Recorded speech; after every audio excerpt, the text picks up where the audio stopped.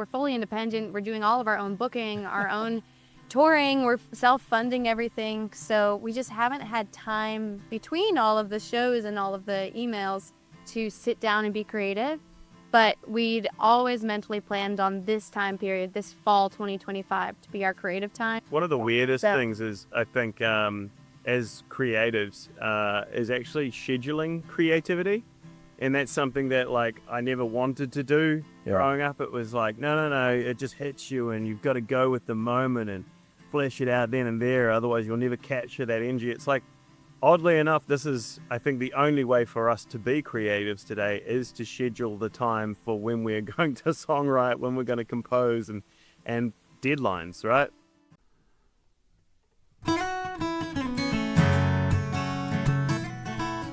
Welcome to Curious Goldfish, a podcast community where music and curiosity come together through interesting conversations with the music makers of our world. I'm your host, Jason English. You can find Curious Goldfish on all the major podcast and social media platforms. And of course, we have all of our content on our website, curiousgoldfish.com.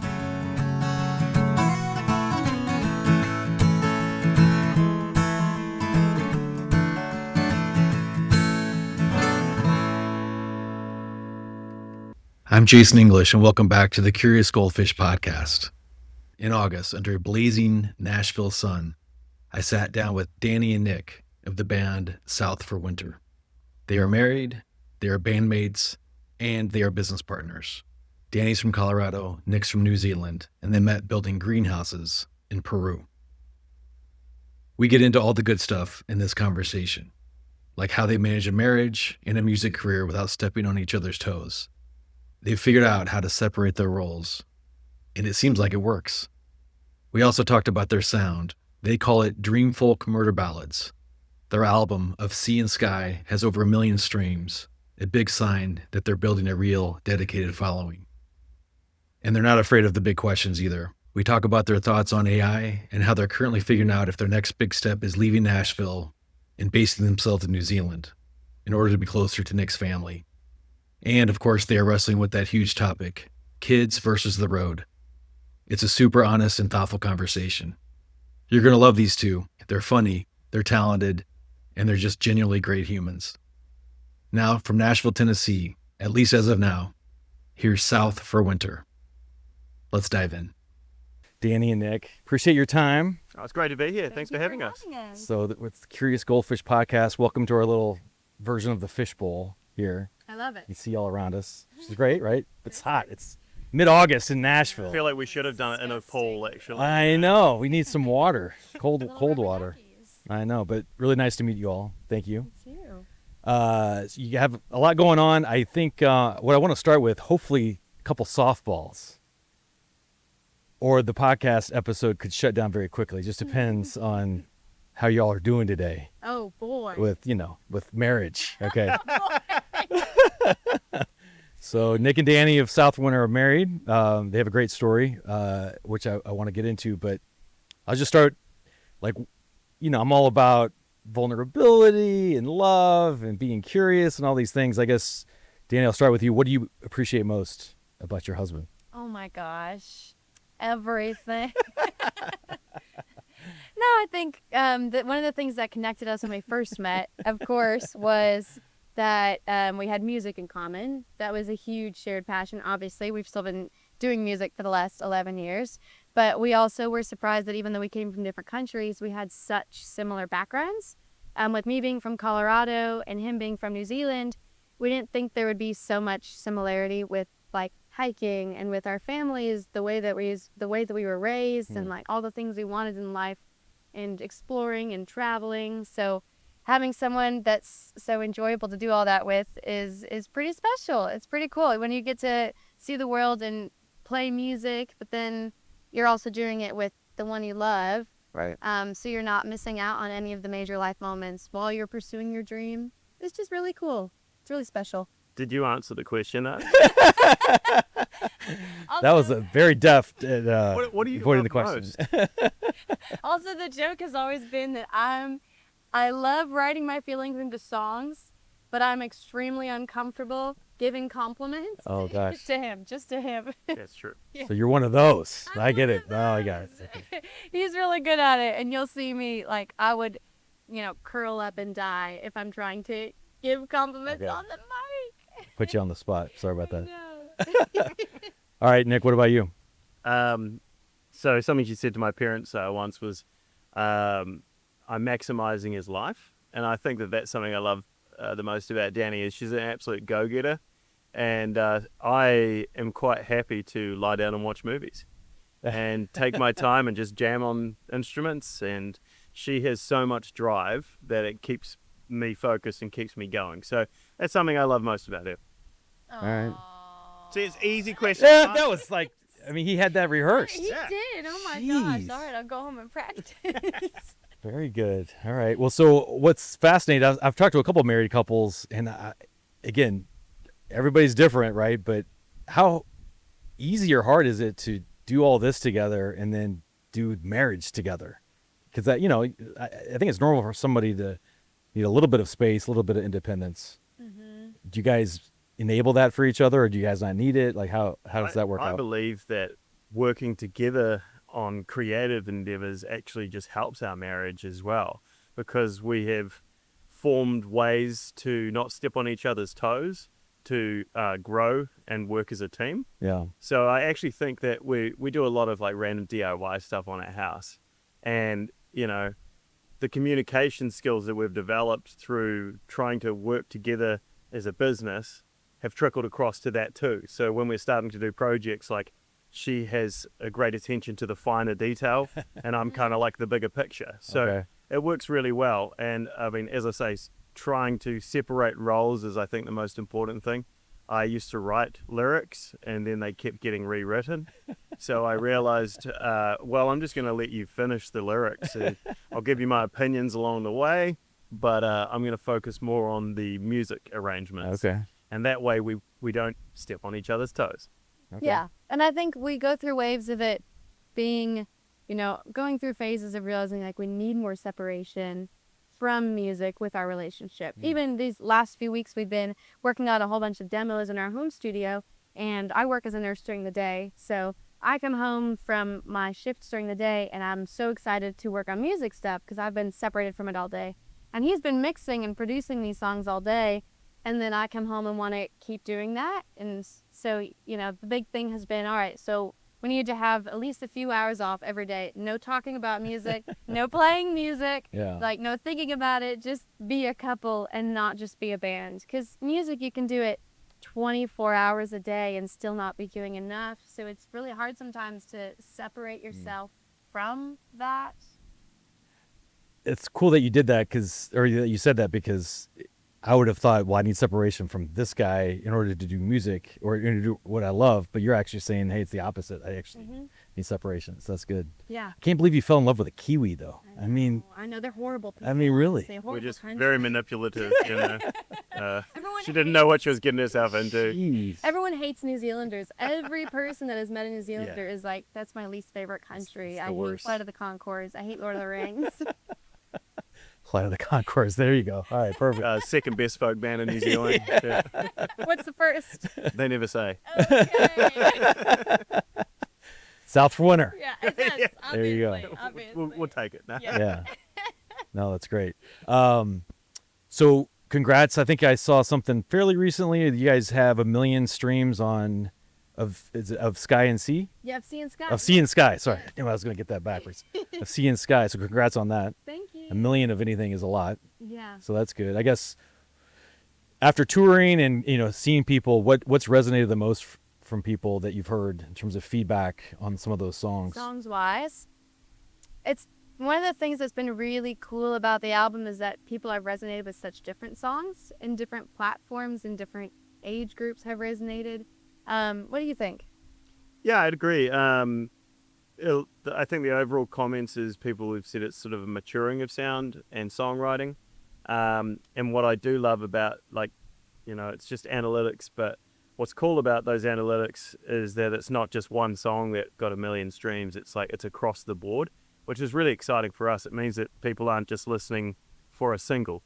And this is very much a single world now with like Spotify algorithms and whatnot. So for us to sort of see the numbers rising across the board is really special. It means that we're like gaining proper followers that are, you know, vibing with what we're putting out there, because we're still very much hung up on the old artistry of make a great album, like make an album that feels like a entire piece start to finish. So there was a lot of thought that went into that, and it's been pretty awesome to share it with people. And as Danny was saying, some people really resonate with the softer, happier songs, some resonate with the murder ballads, and we kind of consider it like a duality in life. So yeah, it's been fun. One of the biggest kind of surprises from the album has been like the sleeper songs that have connected with the younger folks on TikTok, which we forced ourselves to get into, and several of the songs that we really didn't think were going to get any attention have really connected. There's this one really weird song, the last one we wrote for the album, that we pretty much wrote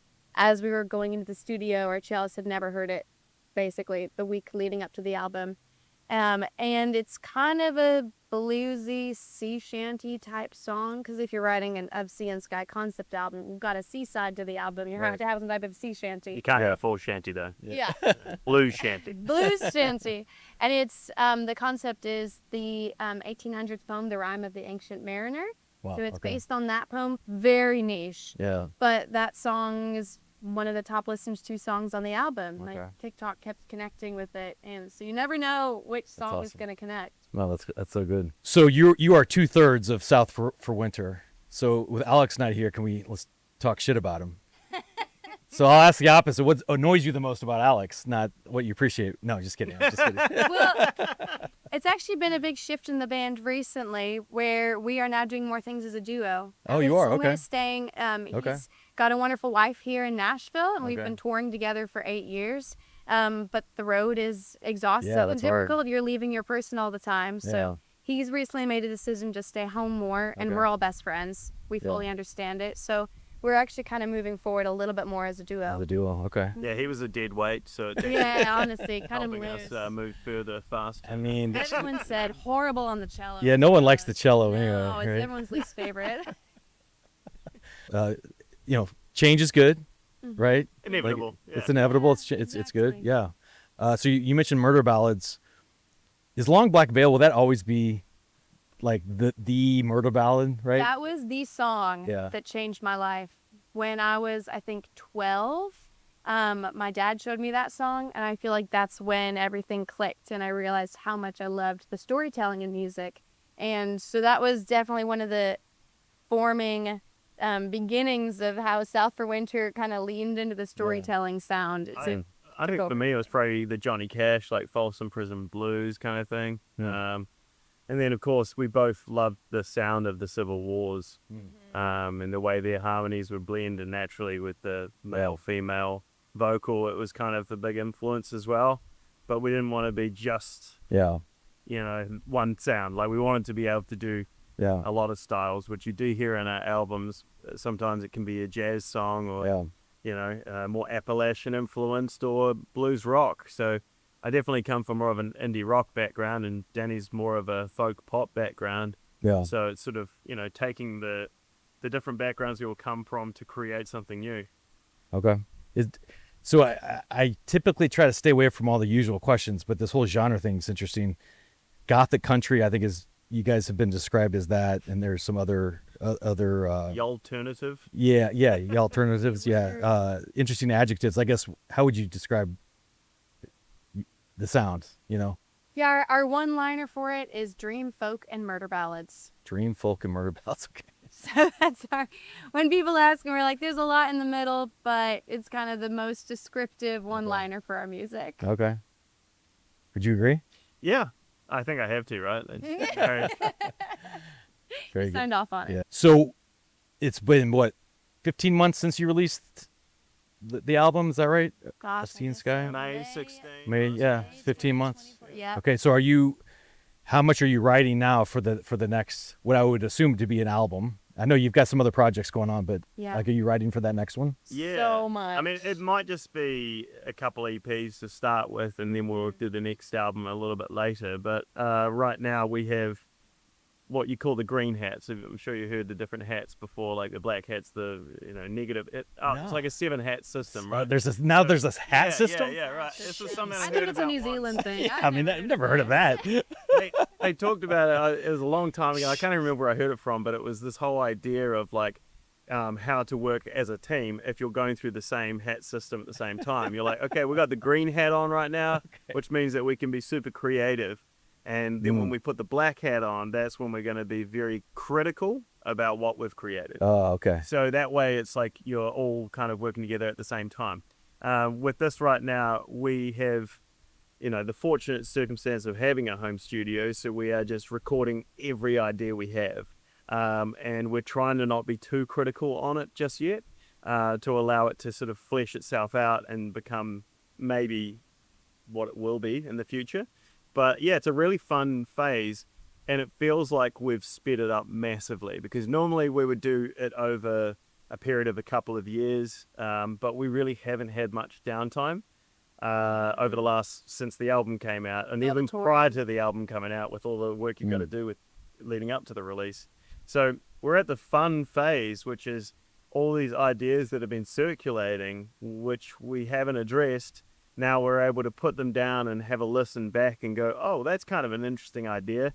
And I recently just picked up a banjo for the first time, and I think that's going to probably be a bit of a feature on the next EP. Love that. Such a fun instrument. It's funny because banjo is so polarizing. So is mandolin, which I play. But using the banjo texturally and kind of the Gothic country album, like the Gothic country style, works so well. It just adds this groove and this drive that it's been really fun to fill it out with. I've always gravitated to resonator guitars because I like that kind of twang. But I borrowed a banjo off a friend and was like, oh no, it's another instrument I got to buy now, because I get into it and just get a little obsessed, and I'm like, well, it just works with everything so good. It's so fun. Yeah, basically all of our time outside of jobs this past few weeks has been just in the home studio or jamming out ideas, and it's so fun because it's like Nick said, we've been so busy this past couple years. We're fully independent. We're doing all of our own booking, our own touring, we're self-funding everything, so we just haven't had time between all of the shows and all of the emails to sit down and be creative. But we'd always mentally planned on this time period, this fall 2025, to be our creative time. Okay. One of the weirdest things is, I think, as creatives, is actually scheduling creativity, and that's something that I never wanted to do. Growing up, it was like, no, it just hits you, and you've got to go with the moment and flesh it out then and there. Otherwise, you'll never capture that energy. It's like, oddly enough, this is, I think, the only way for us to be creatives today is to schedule the time for when we're going to songwrite, when we're going to compose, and deadlines, right?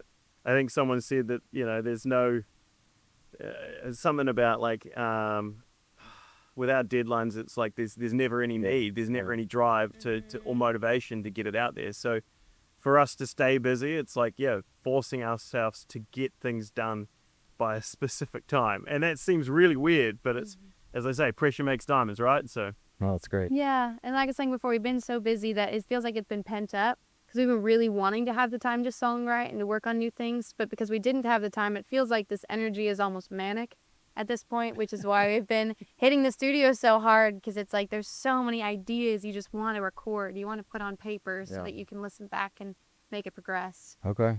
Well, so let's talk about time. So I don't ask everybody on this topic, but I'm interested because, you guys are so busy. You're wearing all the hats that you have to wear.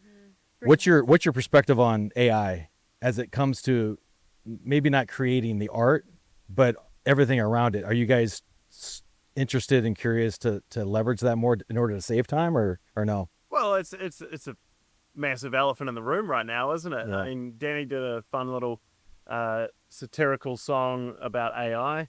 It's like a rewrite of Yahweh Girls, where it's like AI. Oh, no. But then we changed it to kind of like fear of AI as an artist, Right. kind of saying like every time you're scrolling, there's something fake on there, and almost to the point where we can't tell what's real and what's not.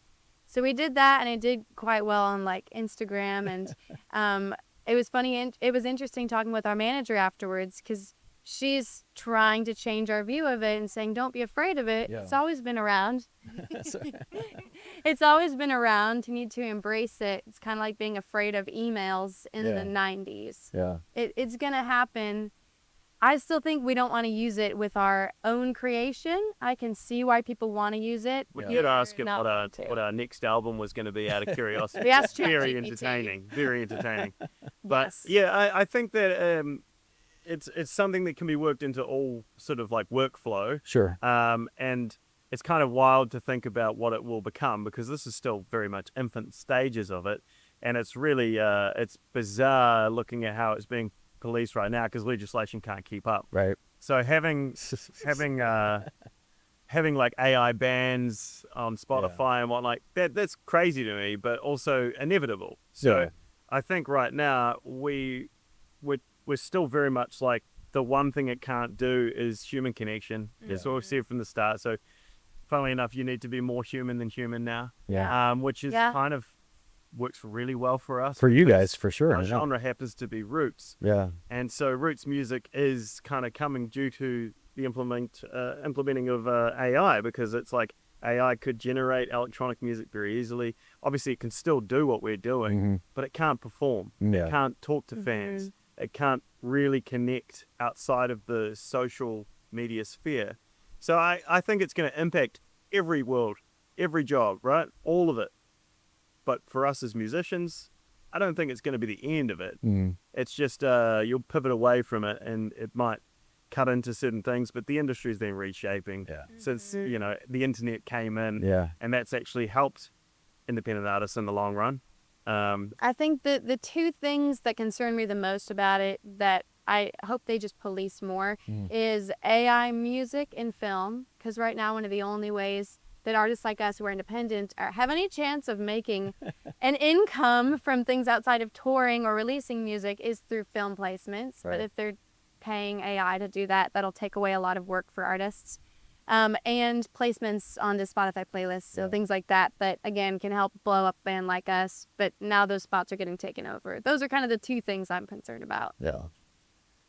All right. Well, good. That's interesting. I think there's more benefit for folks like you in all the other stuff that's outside of music to save time. Yeah, Yeah. absolutely. That's where just whatever that is, social media, whatever. You know. writing bios Yeah, and such. exactly. I mean, I've even heard of like AI scheduling your social media posts. So Yeah. it can work as an assistant, Yeah. and that can actually really benefit you. Yeah, exactly. But in terms of the creative process, I'm like, no, I still like to, come up with the ideas ourselves, even if we could have some bot make it for us, whatever. yeah. Yeah. We know some booking agents that use it full time as their assistant to send out emails. Right. Because otherwise, that's work that takes so much time. So I do Absolutely. think it's going to be beneficial for many ways in the administration work. Yeah. No, that's good. So can you even think for a second and imagine when you guys wrote your first song on the rooftop of a house in Peru, that you'd be first off on the Curious Goldfish podcast. I mean, let's just let's just start there. Dreams can come true. So, I mean, anything could happen. No, but, talking about albums, 1 million streams, TikTok, a next album. I think you guys have other projects coming, all these things. I mean, when you were on that rooftop in Peru, however many years ago, doing that together, did you have any idea like where that would take you? No, I think it was impossible to Yeah. think that far, We didn't even think we would end up in the same country or together. Because, Yeah, we're I've strangers. known Danny for like a week or something at that point. And I remember recording that song like on a laptop and sending it to some friends, and they were like, yeah, this is definitely better than what you normally write by yourself. And I was like, well, you're not wrong. So it's like, I think I knew immediately I'd met like sort of a counterpart, somebody who had the ability to do all the things that I was just like okay at, much better than I was. So definitely saw that there could be a collaborative effort moving forward. But yeah, the distance thing, like when she left Peru, I was still there, and I had no intention of moving to America. I did live in a van with my best mate for like 8 months, traveling around the States, which was at that time we'd met. So but yeah, she was going through nursing school at Belmont, and when she graduated, moved to New Zealand, and that's when we sort of were able to give it a shot. But I was doing other work. I was performing with an indie rock band, and so we didn't write that much together at that stage. It was really only when I moved out here to Nashville about 8 years ago that we were like, okay, well, should we start a band? Like, I mean, we've written a couple of songs, maybe we could write more, but we weren't really sure what we wanted to write, and I think that's pretty normal. And unfortunately, when you first start that creative process, I love tuning guitars and weird tunings. And then later on, you realize I've now got to perform these songs. And how do I change the tune really rapidly? And so unless you've got like 4 or 5 guitars with you, it's quite an annoying little thing to do. So yeah, we've definitely grown a lot. And the first album was just throw everything at the wall. We had an amazing opportunity to record at the Tracking Room here in Nashville before it closed with a multi-award-winning Grammy producer, Matt Lay. And he really helped guide us through that process. And then the second album, we knew more about what we wanted to achieve, how we wanted to achieve it, and we wanted to be closer to our live performance as a 3-piece. So we actually recorded the first album as a 5-piece ensemble live together. And then the second album, we recorded it as a 3-piece to a click track, and then re-recorded all of the electric parts over top of what we had been doing live. Because our producer was like, well, that's where the magic is. You've created the sound live, you've been performing it time and time again, so the dynamic will naturally flow like that. And he was right. Like that's why it's nice to have an outsider ear. Yeah. So we co-produced the latest album with him, and we're excited to get into working on the new stuff. And coming up next will be the String Sessions EP, which is 5 tracks off of Sea and Sky, reimagined with a string quartet. So we've got some great live videos done by a non-profit here in East Nashville called Music Neighbors. Nice. And they did some amazing videography work for us on that, and that'll be coming out on YouTube too. So. Well, that's good. Do you guys have kids, by the way? No. A dog. That's why we have time. That's I was going to why ask. we I'm don't like, have that. time for- Forget everything else. I mean, that's Exactly. yeah. But it is such an interesting topic because that's the biggest struggle for independent musicians is, especially when you're touring together. Right. Like if you're touring separately, then usually what we see in musicians is one person stays home with the kids, the other one goes out on tour.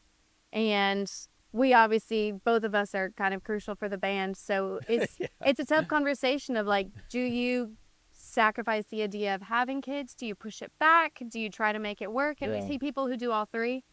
And we'll figure out which one will be in a few years. That's awesome. Yeah. Well, good luck with that. That's Thank big. you. Yeah. So where do you guys think you are as artists, and where do you want to be? That's a big question. Like philosophically or like? Emotionally. Just whatever benchmark Spiritually. you're using for yourself, you know? Well, I think the problem is the goalpost always moves. So the first goal was to, release an album. And when we did that, we were like, wow, that's so cool.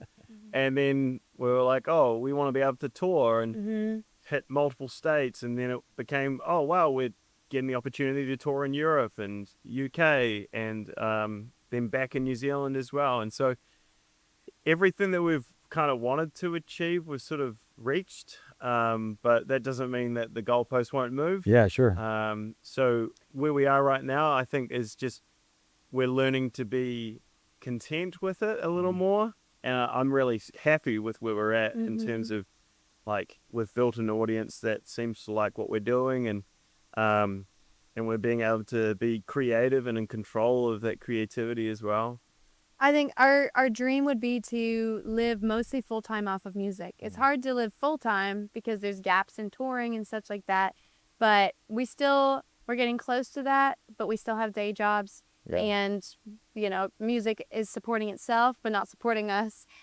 So as an independent artist, that's the biggest next step for us is financial stability. Yeah. Do we tour more? Right. Do we tour less and stay home and release more content? That's the biggest question. Yeah. We definitely have bigger goals. Touring is a lot of fun, but it's very, very tiring. And it's a lot of highs and lows as well. Because of course, the show can be great. Yeah. And that's often just the easiest part. But you may have driven 5 to 8 hours or whatever that day just to be at that show. And then you have to be there 4 or 5 hours before the show to do your sound checks, to set up your merchandise, and then by the end of it, you've worked a pretty long day, and it's rinse and repeat. Yeah. So that's something that we love to do, but we're trying to not burn out from just doing that the whole time. So like, I think the next thing is probably like trying to push the passive income aspect and be able to have time off the road and not feel the financial stress of having to have, part-time jobs outside of music to keep us afloat too. Yeah. And we are in that phase of, we feel like we've reached the glass ceiling of where we can get to as an independent artist, unless we had something really kick off on Spotify or a sync placement. But we feel like we've reached the glass ceiling, and we're kind of evaluating where we're at, or deciding if we're going to pitch to labels or try to get a booking agency, which is really difficult in today's market. Yeah. Same with sync placements, all of that's really difficult. So we're reaching out to all those things to see what our next step is. Okay. Because who knows, we might be working as artists out of New Zealand in the near future. That's our biggest. All right. That's the thing about Wow. the social media aspect. Yeah. You Yeah. can be anywhere in the world Yeah. and do the same thing. Obviously, for us to get out here into Europe, it's a much bigger flight, but we can still do that. So that might be on the cards in the future for sure. Yeah. So you said something, Nick, a couple minutes ago when I asked you the question initially, which I loved because it's really good perspective around the fact that you have such a loyal following and that you're building people that actually want to listen to the music. And you're like, really, everything else is cool and it's important, but that actually is what, like, we've kind of hit what we've wanted to hit, right? And I think what's cool about that is, and I see this with this little podcast too, there's so much media out there for anyone to listen to, watch, whatever. Social media, even, YouTube TV, YouTube, whatever it is, podcasting. So the fact that 1 million people listen to an album, whether that was like 1 minute of one song or the whole album or somewhere in between, I mean, just to get that much attention from someone just in their brain for that, with everything else that they could, I mean, that should mean a lot, right? Yeah, it does. Yeah. It does. And I think I was struck because I saw an artist on TikTok who's got a good sized following, probably 500,000 to 1 million followers, and most of his videos and his songs do quite well. A lot of them numbers that we'd be aiming for someday. And he posted that his dream would be to tour the world playing his music. And I was like, well, that's what we're doing. Yeah, really, yeah. How crazy is it that he's got a bigger following, dreaming of doing the things that we're doing, and we're doing these things, dreaming of what he has, and you're like, we're all just looking into someone else's life and thinking the grass is greener, but this is the fun part that we're doing. There was a producer I met here in town once, and he asked me one simple question, which was, do you perform live?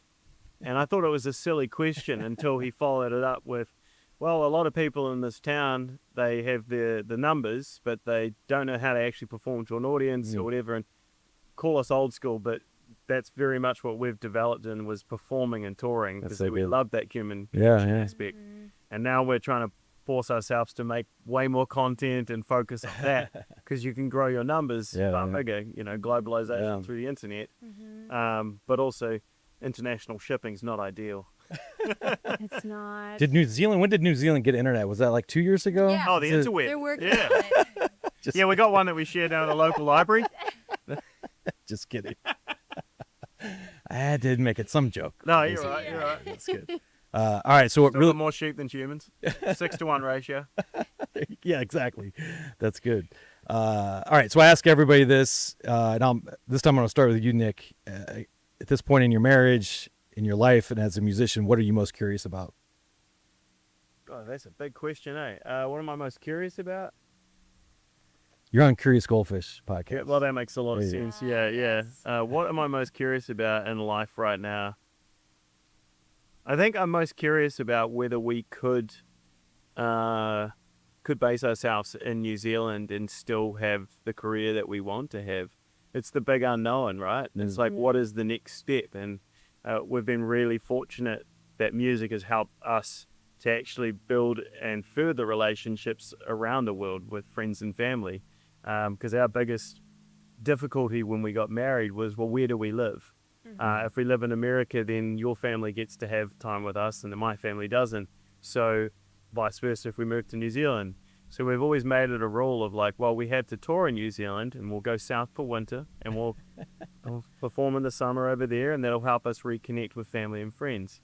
And yeah, so the big unknown is, can we flip the switch? Yeah. Do we need to be based in Nashville? I mean, Nashville has been an incredible city to be based in, more for its like music community, because I don't think you can find a community like this anywhere else in the world. It's kind of insane where like, you know, your Uber driver could be a better guitarist than you or an incredible producer with a #1 hit or something. You just never know. What about you? What are you curious about? Thank you. Oh, that's such a Good job, tough Nick. question. Sorry, I used to work in radio. I can't help it. Yeah, good. That was perfect. That is a tough question. I think my biggest curiosity is if the way forward is staying home more or continuing to do what we're doing. Because we have gotten some really incredible opportunities. We've grown our sound. We've grown our following through live performance. But did we do the right thing? Because so many artists nowadays are not doing that. They're building a following first and then touring, which is more financially successful. But I feel like we've adapted our sound so much and learned so much from touring, and we've enjoyed it so much that it's like if we flip and just switch to the virtual side and less of the in-person side, will we lose some of the soul of what makes us love music? Right. We'll Great. see. Great answer. Mm. All right. Well, thank Better answer than mine. They all were, Nick. They all were. Not just that one. Wrong answer. Except yours. Oh. I'm just kidding. Well, it was so pleasure to meet you all. And speaking of live performances, could you play us a couple songs? Of course. Absolutely. All right. Go grab our instruments. So Nick and Danny, thank you so much. We're South for Winter, and this is our song, This Man Will Be the Death of Me. 2, 3, 4.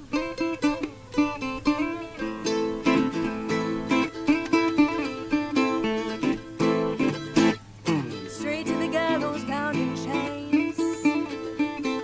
Heaven knows I lost my way. I gave my love to the devil's own kind. Sold my soul for a thief in the night. And I knew if I sailed on that sea, then with the devil he would turn on me. But the day we wed, who I said, this man will be the death of me. Oh, will be the death of me. I said this man will be the death of me. The death of me. Our love burned hot as the island sun. We were thick as thieves out on the run. But his lust for blood surpassed his greed. He went off like the gun he handed me. And I knew if I sailed on that sea, then with the devil he would turn on me. But the walls were handwritten, as I said, this man will be the death of me. Oh, will be the death of me. I said this man will be the death of me. The death of me. Ooh, the death of me.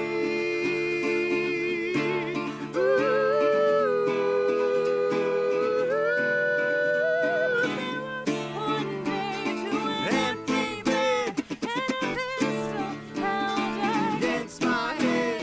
I was silent as they read my crimes, 'cause if he's long gone, guess who pays twice?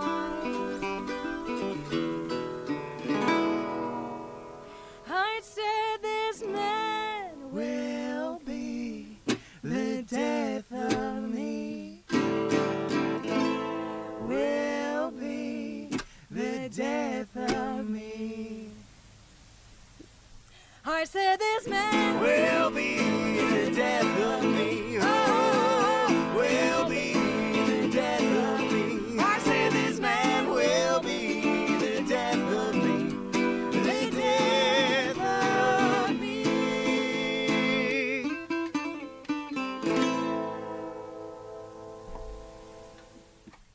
We're south for winter, and this next song's called All I Wanna Do.